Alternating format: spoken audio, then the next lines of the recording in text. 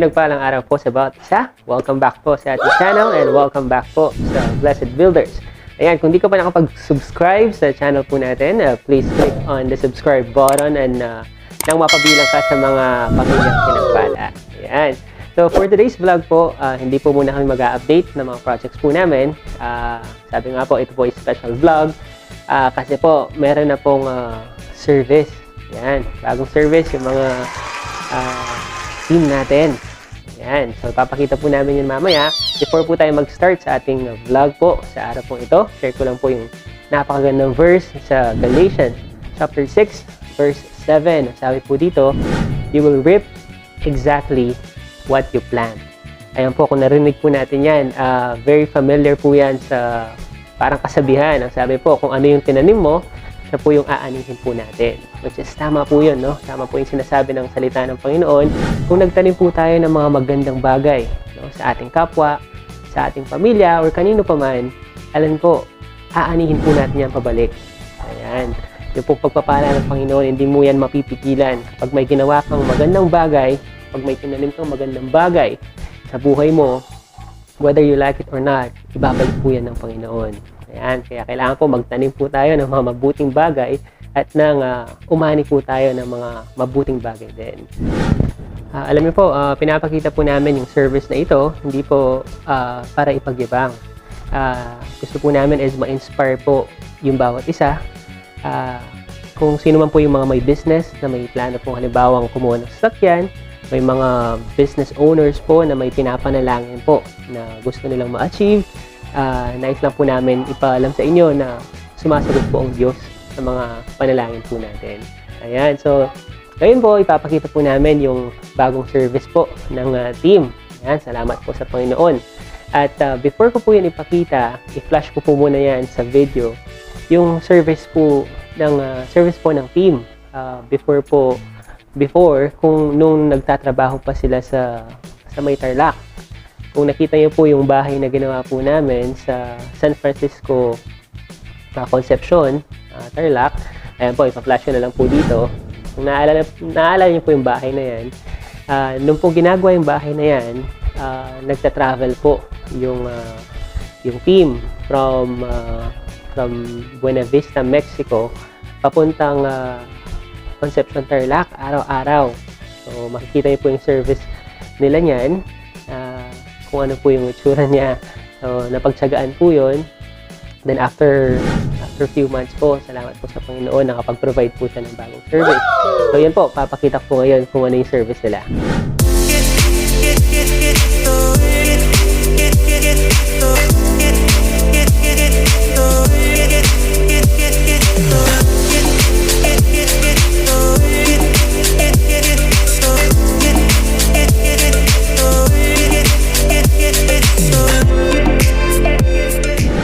Nakita niyo po yung service na ginagamit po ng team natin nung nagtrabaho po kami sa Tarlac at saka nung nagtrabaho po kami sa may Buen Suceso, Arayat.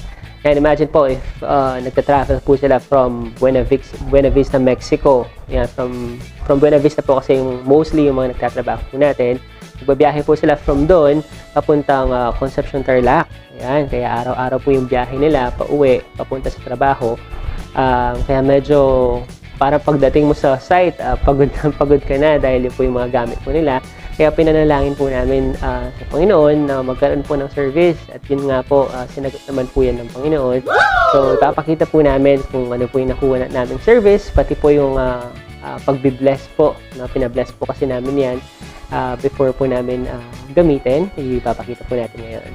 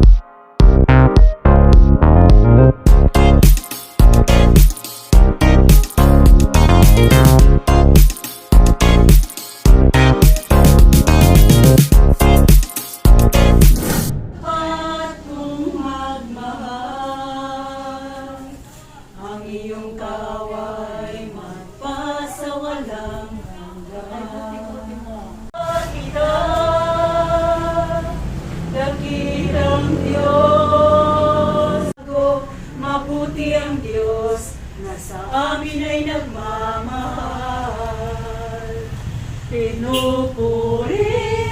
Wala ka na alas na ako pinupuri ang ating Panginoon si Kristo. Kaya salamat sa kanyang God, sa kanyang kapagatian, ang mga bagay nito ay pagpapala ng Diyos na kumilos. Sabi, subalit alalahanin ninyong si Yahweh na iyong Diyos ang nagbibigay sa inyo ng lakas upang yumaman kayo. Yan, no? So, mga Israelita, pero dahil nangako siya na hindi niya pababayaan ang kanyang bayan, tinupad ng ating Panginoon. Kasalamat sa kanyang grasya, sa kanyang itapunan ang iyong glory sa mga bagay na pinagpapatiwala mo, pinagpakaloob mo sa iyong mga anak.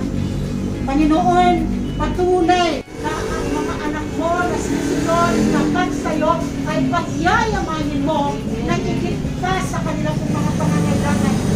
Panginoon, salamat po sa saklang ito na pinagpapatiwala mo. Kay Drew, kay Dayan, Panginoon, salamat o Diyos sa iyong grasya, sa iyong biyaya. Ayun, nakita niyo na po yung service na nakuha natin para po sa team. Ayan, at sa Diyos po lahat ng kapasalamatan, sa Diyos po lahat ng kapurihan. Pagkat alam niyo po, lahat po ng mga pagpapalang na re-receive po natin, lahat po yan ay galing po sa Panginoon. Kaya nararapat lamang po na ibalik po natin sa Kanya lagi yung pasasalamat at saka yung karangalan. Ayan, pagkat kung wala po yung pagpapalang yan, hindi po yan pinagkaloob ng Panginoon, hindi po natin yan makakamtan. At yung pinili po namin is H100 Yun Day, dahil po maluwang po yan sa loob. At saka, based po sa mga reviews na nabasa po namin, maganda po yung feedback sa H100. Pag halimbawa, naabutan po sila ng ulan habang pauwi or kapag papunta, ayan, kaya mas maganda po na komportable po talaga yung yung team kapag nagbabiyahe po.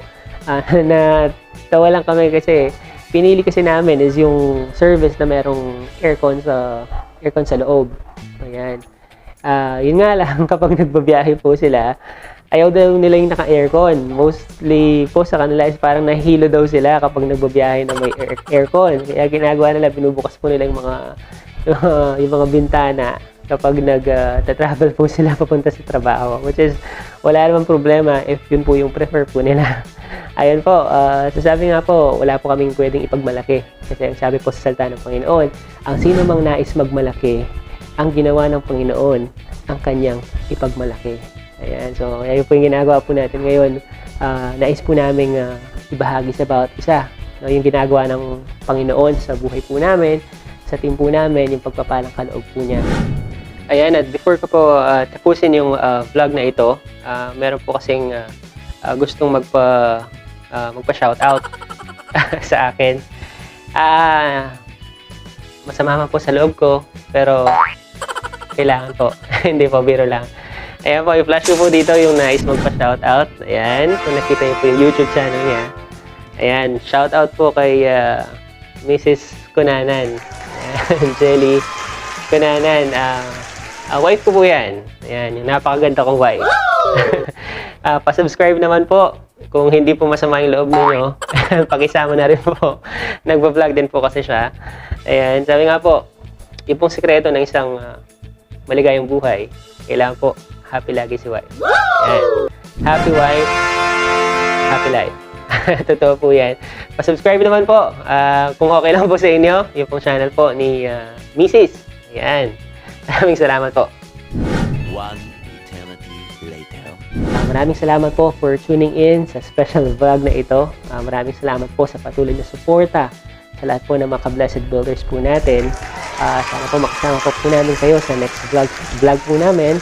And ito lamang po yung iwan kong quotation po para po sa araw na ito. Sabi nga po, we are blessed not because we are good, but because God is good. Ayan, ang mga pagpapalang na-receive po natin, hindi po yan dahil magaling po tayo. Tayo po yung nakaka-receive ng mga pagpapala, ng mga blessing na yan, dahil po mabuti ang Diyos sa buhay po natin. Maraming salamat po. Again, I am declaring blessing, I am declaring favor sa bawat isa. Pagpalain po tayo ng Panginoon. At see you po sa aming next vlog.